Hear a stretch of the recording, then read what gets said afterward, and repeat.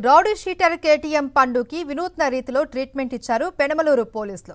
పోరంకి నుండి కిలోమీటర్కు పైగా రోడ్డుపై నడిపించారు. పండుపై గతంలో పలు కేసులు నమోదయ్యాయి. ఇటీవల నెల్లూరు జైలు నుండి విడుదలైన రౌడీ షీటర్ పండు డబ్బుల విషయంలో శివకుమార్తో గొడవ పడ్డాడు.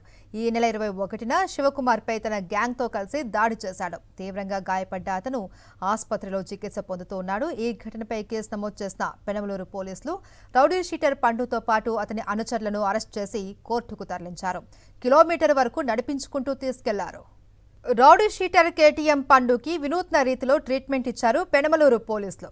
పోరంకి నుండి కిలోమీటర్కు పైగా రోడ్డుపై నడిపించారు. పండుపై గతంలో పలు కేసులు నమోదయ్యాయి. ఇటీవల నెల్లూరు జైలు నుండి విడుదలైన రౌడీ షీటర్ పండు డబ్బుల విషయంలో శివకుమార్తో గొడవ పడ్డాడు. ఈ నెల 21న శివకుమార్పై తన గ్యాంగ్తో కలిసి దాడి చేశాడు. తీవ్రంగా గాయపడ్డ అతను ఆసుపత్రిలో చికిత్స పొందుతూ ఉన్నాడు. ఈ ఘటనపై కేసు నమోదు చేసిన పెనమలూరు పోలీసులు రౌడీ షీటర్ పండుతో పాటు అతని అనుచరులను అరెస్ట్ చేసి కోర్టుకు తరలించారు. కిలోమీటర్ వరకు నడిపించుకుంటూ తీసుకెళ్లారు.